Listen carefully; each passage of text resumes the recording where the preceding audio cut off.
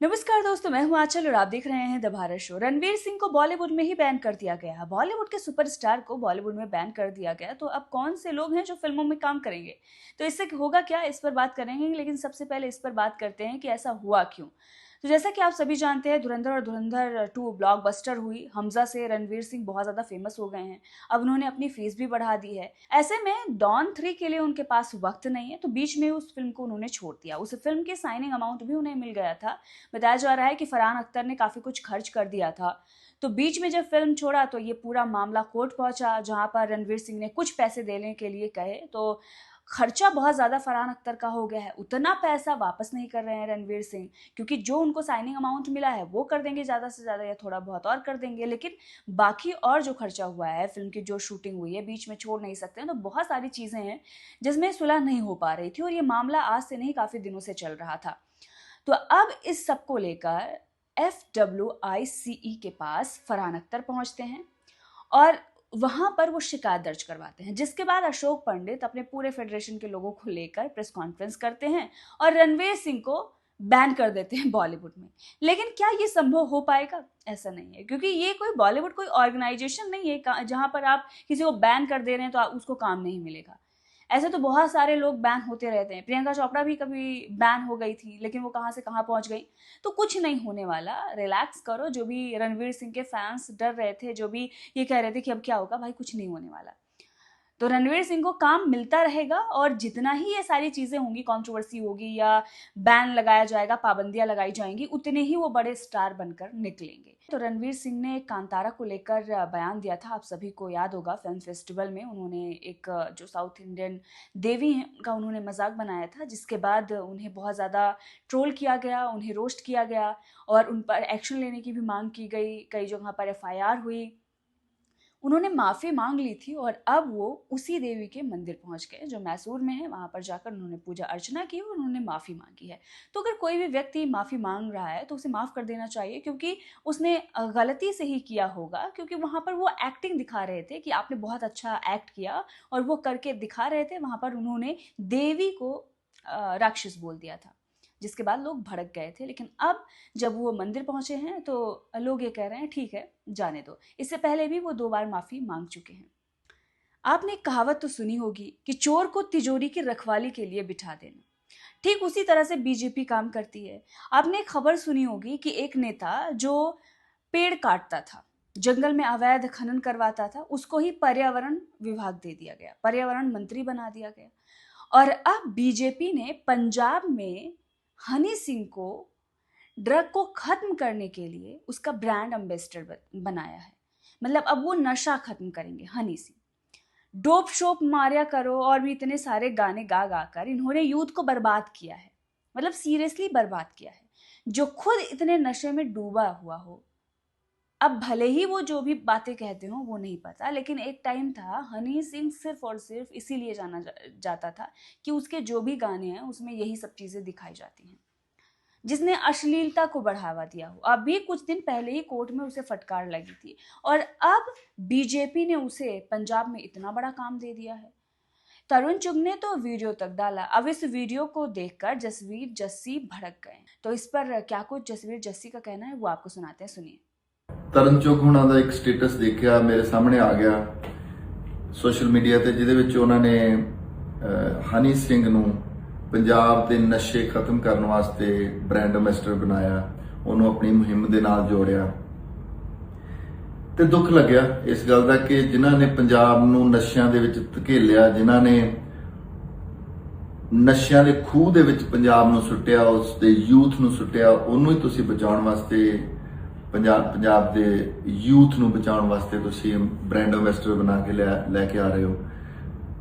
ਮੈਨੂੰ ਇਦਾਂ ਲੱਗਿਆ ਕਿ ਜਾਂ ਤਾਂ ਤੁਹਾਨੂੰ ਪੰਜਾਬ ਦੀ ਸਮਝ ਨਹੀਂ ਹੈ, ਜਾਂ ਫਿਰ ਤੁਸੀਂ ਜਾਣਬੁੱਝ ਕੇ ਪੰਜਾਬ ਨੂੰ ਚਿੜਾ ਰਹੇ ਹੋ। ਦੋ ਹੀ ਗੱਲਾਂ। ਐਕਸ਼ਨ ਤੋਂ ਇਦਾਂ ਲੱਗਦਾ ਕਿ ਦੋਨਾਂ ਗੱਲਾਂ ਤੋਂ ਇਲਾਵਾ ਕੁਝ ਹੋਰ ਨਹੀਂ ਹੈ। ਬਹੁਤ ਸਾਰੇ ਲੋਕ ਹੁੰਦੇ, ਕੱਲ ਵੀ ਇੱਕ ਟੀਵੀ ਚੈਨਲ ਨਾਲ ਜਦੋਂ ਮੇਰੀ ਵਾਰਤਾਲਾਪ ਹੋ ਰਹੀ ਸੀ ਤਾਂ ਉੱਥੇ ਵੀ ਮੈਂ ਇਹੀ ਗੱਲ ਕੀਤੀ ਕਿ ਦਿੱਲੀ, ਬੰਬੇ, ਲਖਨਊ, ਬੈਂਗਲੌਰ, ਜਿਹੜੇ ਇਹ ਸਿਟੀਜ਼ ਨੇ ਜਾਂ ਉੱਥੋਂ ਦੇ ਲੋਕ ਨੇ ਜਾਂ ਉੱਥੋਂ ਦਾ ਜਿਹੜਾ ਕਲਚਰ ਆ, ਉਹਨੂੰ ਪੰਜਾਬ ਬਾਰੇ ਕਦੀ ਸਮਝ ਨਹੀਂ ਹੁੰਦੀ। ਉਹ ਪੰਜਾਬ ਉਹਨਾਂ ਨੂੰ ਲੱਗਦਾ ਕਿ ਸਿਰਫ ਜਿਹੜਾ ਮਸ਼ਹੂਰ ਬੰਦਾ ਇੱਥੋਂ ਦਾ ਉਹੀ ਪੰਜਾਬ ਹੈ, ਜਾਂ ਮਸ਼ਹੂਰ ਹੋਣ ਦੀ ਟਰਾਈ ਕਰ ਰਿਹਾ ਉਹੀ ਪੰਜਾਬ ਹੈ। ਪਰ ਇੱਥੇ ਪੰਜਾਬ ਬਹੁਤ ਅਲੱਗ ਹੈ। ਪੰਜਾਬ ਏਰੀਆ ਦਾ ਨਾਮ ਨਹੀਂ ਹੈ, ਪੰਜਾਬ ਇਮੋਸ਼ਨ ਦਾ ਨਾਮ ਹੈ। ਪੰਜਾਬ ਜਿਹੜਾ ਉਹ ਬਹੁਤ ਵੱਡੇ ਖਜ਼ਾਨੇ ਦਾ ਨਾਮ ਹੈ, ਜਿਹੜਾ ਕਿ ਲੋਕਾਂ ਨੂੰ ਸਮਝ ਨਹੀਂ ਆਉਂਦਾ। ਕੁਝ ਲੋਕ ਜਿਹੜੇ ਹੈਗੇ ਆ ਉਹ ਚੁੱਪਚਾਪ ਇਹਦਾ ਫਾਇਦਾ ਲੈਂਦੇ ਰਹਿੰਦੇ ਆ ਤੇ ਉਹਦਾ ਆਨੰਦ ਵੀ ਮਾਣਦੇ ਆ, ਉਹਦੇ ਰਸਾਂ ਦਾ ਆਨੰਦ ਮਾਣਦੇ ਆ, ਜ਼ਿੰਦਗੀ ਆਪਣੀ ਸੁਧਾਰ ਸਕਦੇ ਆ। ਪਰ ਤੁਹਾਡੇ ਐਕਸ਼ਨਾਂ ਤੋਂ ਨਹੀਂ ਲੱਗਦਾ ਕਿ ਤੁਸੀਂ ਪੰਜਾਬ ਨੂੰ ਤਰਨ ਜੀ, ਤੁਹਾਨੂੰ ਯਾਦ ਹੋਏਗਾ ਤੁਸੀਂ ਇੱਕ ਵਾਰੀ ਚਰਨਜੀਤ ਹੂਜਾ ਸਾਹਿਬ ਦੇ ਅਫਸੋਸ ਤੇ ਆਏ ਸੀ, ਉਦੋਂ ਅਸੀਂ ਬੈਠੇ ਸੀਗੇ ਤੇ ਸਾਡੀ ਗੱਲਬਾਤ ਹੋਈ, ਪੰਜਾਬ ਨੂੰ ਲੈ ਕੇ ਵੀ ਸਾਡੀ ਗੱਲਬਾਤ ਹੋਈ ਤੇ ਤੁਸੀਂ ਮੈਨੂੰ ਇੱਕ ਕੁਐਸਚਨ ਪੁੱਛਿਆ ਸੀ ਵੀ ਕਿੱਦਾਂ ਕਰਨਾ ਚਾਹੀਦਾ ਭਾਈ ਸਾਹਿਬ, ਆਓ ਫਿਰ ਆਪਾਂ ਡਿਸਕਸ ਕਰਦੇ ਹਾਂ। ਤੇ ਮੈਂ ਤੁਹਾਨੂੰ ਇੱਕ ਗੱਲ ਕਹੀ ਕਿ ਤੁਸੀਂ ਉਹੋ ਜਿਹੇ ਕੁਝ ਬੰਦਿਆਂ ਨੂੰ ਲੈ ਕੇ ਆ ਰਹੇ ਹੋ ਜਿਨ੍ਹਾਂ ਨੂੰ ਪੰਜਾਬ ਕਦੀ ਪਸੰਦ ਨਾ ਕਰਦਾ, ਨਾ ਕਦੀ ਕਰੇਗਾ। ਉਹ ਪੋਲੀਟੀਕਲ ਲੀਡਰਾਂ ਦੀ ਮੈਂ ਗੱਲ ਕੀਤੀ ਸੀ, ਕਿਉਂਕਿ ਪੰਜਾਬ ਦਾ ਹਿੰਦੂ ਵੀ ਜਿਹੜਾ ਨਾ ਉਹ ਵੀ ਪੰਜਾਬੀ ਹੈ, ਉਹ ਵੀ ਸਿੱਖ ਹੈ, ਉਹ ਗੁਰਬਾਣੀ ਨੂੰ ਮੰਨਦਾ ਹੈ, ਉਹ ਪੰਜਾਬ ਦੇ ਗੁਰਬਾਣੀ ਦੇ ਸਿੱਖੀ ਦੇ ਇਤਿਹਾਸ ਨੂੰ ਆਪਣੇ ਨਾਲ ਲੈ ਕੇ ਚੱਲਦਾ, ਉਹਦੇ ਡੀਐਨਏ ਦੇ ਵਿੱਚ ਸਿੱਖੀ ਹੈ। ਸੋ ਉਦੋਂ ਵੀ ਇਹੀ ਗੱਲ ਹੋਈ ਲੀਡਰਾਂ ਨੂੰ ਲੈ ਕੇ। ਮੈਂ ਚਲੋ ਉਹਨਾਂ ਦਾ ਨਾਮ ਨਹੀਂ ਲੈਂਦਾ ਕਿ ਮੈਂ ਤੁਹਾਨੂੰ ਕਿਹਾ ਕਿ ਕੁਝ ਲੀਡਰ ਤੁਸੀਂ ਉਹੋ ਜਿਹੇ ਲੈ ਕੇ ਆ ਰਹੇ ਹੋ ਜਿਨ੍ਹਾਂ ਨੂੰ ਸਿੱਖ ਤਾਂ ਕੀ ਪੰਜਾਬ ਦੇ ਹਿੰਦੂ ਵੀ ਪਸੰਦ ਨਹੀਂ ਕਰਦੇ।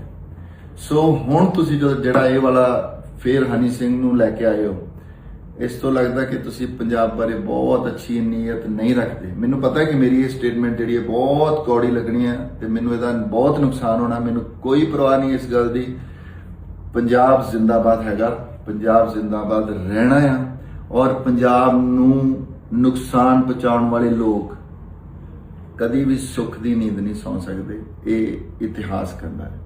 Thank you so much. सत श्री अकाल। अब बात करते हैं सोशल मीडिया पर चल रही कंट्रोवर्सी की, जिसमें कीर्ति मेहरा और अज्जू की फैमिली है।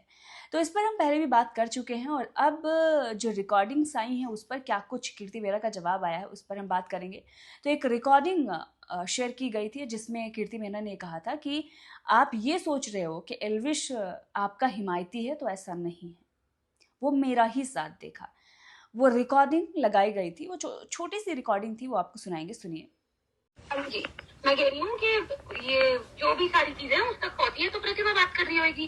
एल्विश से देखो ऐसे तो आप ये प्रतिभा तक पहुंचा देना कि अगर वो सोच रही हो एल्विश उसका हिमायती है या उसकी बात सुनेगा या कुछ करेगा, तो उसकी बात तो उसका पति नहीं सुन रहा। एल्विश जब सुनेगा भाई, उसका पति नहीं सुन रहा उसकी बात, तो एल्विश जब सुनेगा। बता देना कि एल्विश ना उसी को थाने में बैठाने की तैयारियों के लिए मेरे को फोन करता है। किसको? प्रतिभा को? प्रतिभा को? हाँ जी। क्यों? वो उसको क्यों बैठाएगा वो? क्योंकि ये परेशान कर रही है ना मेरे को। तो एल्विश को क्यों फर्क पड़ेगा भाई? एल्विश तो तेरे से कुछ मतलब रखता नहीं अब। नहीं, वो आप लोगों को चलो जो भी है, पर हाँ जी वो आप ये उस तक पहुंचा देना कि जिसको समझ रही है कि हिमायती है वो पीछे से अरे कीर्ति तू क्या हमें इतना पागल समझती क्या कि एल्विश प्रतिभा को जेल भिजवाएगा? और वो क्यों भिजवाएगा भाई? नहीं उसको जेल नहीं भिजवाएगा, मेरी हेल्प पूरी करेगा। ये वाह, बता रही हूँ। अच्छा। वो मेरे पास आया तभी मैंने बताया आपको। अब इस रिकॉर्डिंग को जब उधर से शेयर किया गया तो इधर से कीर्ति मेहरा ने जवाब दिया है और बाकी जो भी सवाल खड़े हो रहे थे या जो भी उन पर इल्ज़ाम लगाए जा रहे थे उस पर चुन चुन कर उन्होंने जवाब दिया है। ये भी कहा जा रहा था कि कीर्ति मेहरा की पिटाई हुई है, जिस पर कीर्ति मेहरा ने खुद बताया कि उनकी पिटाई नहीं हुई है, सिर्फ हवा में हाथ हिलाए गए थे। लेकिन हाँ, जो लोग इल्ज़ाम लगा रहे हैं उनकी जमकर पिटाई हुई है, यानी कि अज्जू की वाइफ की पिटाई हुई है, पिट पिट कर वो गई हैं। ये कीर्ति मेहरा ने खुद अपनी वीडियो में बताया, सुनिए। हाँ तो झूठ क्या बोला इसमें मैंने? आप लोग उसको फ़ोन करके बार बार परेशान कर रहे थे, आप उसकी मम्मी का नाम बीच में ला रहे थे, आप लोग उसका नाम बीच में ला रहे थे कि वो तेरे बारे में ऐसा बोलता है, हन्नी ऐसा बोलता है, मनीष ऐसा बोलता है। जब मैंने उनको कॉन्फ्रेंस पे लिया तो आप लोग भग गए कि हम तो बात नहीं करेंगे कॉन्फ्रेंस पे।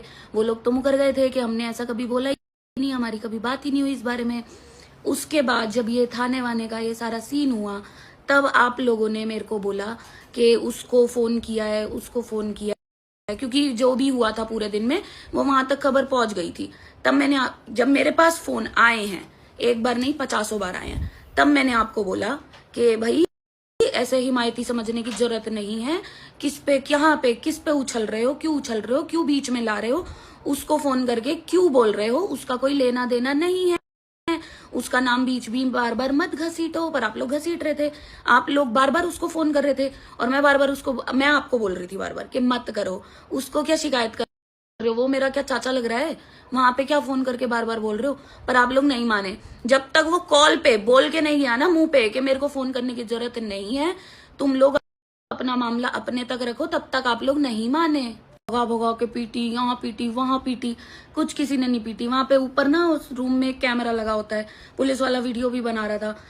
मेरे को थाने में बुलाया गया था बात करने के लिए, क्योंकि मैडम जी ने डोमेस्टिक वायलेंस और एक्स्ट्रा मैरिटल अफेयर की कंप्लेंट करी थी। पुलिस वालों ने आके बोला कि बेटा आजा और अपना यहाँ से नाम हटवा के चली जा। मैं गई, मैडम जी आई हैं गोदी में लेके, और मैडम जी ने ऐसे हाथ उड़ाने की कोशिश करी, उसके अलावा कुछ नहीं हुआ। मेरे को आया गुस्सा, मेरे साथ में उस टाइम पे संदीप भी था, मेरे साथ में उस टाइम पे कौन था, और वो पुलिस वाले थे, इनके साथ में वायु था और मैं थी, और कोई नहीं था। पर विद इन 5 मिनट्स वहां पे अज्जू वगैरह सारे सब लोग आ गए थे, इनके सारे घर के लोग आ गए थे। पुलिस वालों ने और इनकी आपस में लड़ाई हुई, ये चिकन चिल्ली चल रही थी वहां पे, ये गाली गलौज कर रही थी। पुलिस वाले ने प्रॉपर वीडियो बनाई है, प्रॉपर। उसके बाद मैडम जी ने बोला कि हमने तो मारा, बहुत मारा, वर्क डन हो गया, ये हो गया वो हो गया। मैं बोला अच्छा, मतलब आप में इतनी हिम्मत है कि आप थाने में मार पा रहे हो, पर डेली मैं आपके घर के बाहर से निकल के इन्फिनिटी जाती हूँ, अब तब हाथ नहीं लगा पा रहे। थाने में जहां पे पुलिस वाला वीडियो बना रहा है वहां पे आपने मार लिया, कैमरे में आपने मार लिया। आपको मेरे घर का एड्रेस पता है, आपको इन्फिनिटी का पता है, मैं डेली आ जा रही हूँ, पर वहां पे आपको हाथ लगाने की हिम्मत नहीं हो पा रही। डेली आपके घर के सामने से ही तो निकलती हूँ, और ये मारपीट की धमकी ऑनलाइन आके आप दे किसको रहे हो? मैं डालूं वीडियो कि आप कितनी बार पिट के गए हो? तुम मेरी कितनी रिकॉर्डिंगें डाल लो, कितना ही कुछ भी डाल लो, कितना ही कुछ भी कर लो, घूम फिर के मेरी सारी रिकॉर्डिंगों में यही होगा कि आप जो बोल रहे हो वैसा तो कुछ है ही नहीं। आप जो बोल रहे हो मैं उसके सबूत दे देती हूँ, आप जो बोल रहे हो मैं आपको क्लैरिफिकेशन दे देती हूँ, आप जैसा बोल रहे हो मैं वैसा कर लेती हूँ। सब घूम फिर के उन सारी रिकॉर्डिंग में घूम फिर के एंड कंक्लूजन यही निकलेगा। पर इन सारी रिकॉर्डिंगें डाल के वो चीज कैसे जस्टिफाई कर लोगे जो आप लोग छुपाते घूम रहे हो? तो देखा आपने, जितने खुलासे हो रहे हैं इस पूरे कंट्रोवर्सी में, उससे ये पता चल रहा है कि जो भी सोशल मीडिया पर अब तक चल रहा था, एक तरफा नैरेटिव सेट करने की कोशिश की जा रही थी, अब वो पूरी तरह से ध्वस्त हो रहा है। तो बेचारी तभी इंसान बन सकता है जब वो सच में बेचारा हो, क्योंकि ऑडियंस को आप पागल नहीं बना सकते, उसे सच दिखता है। जब आप करो तो सही, दूसरा कर ले तो गलत, ऐसा नहीं होता।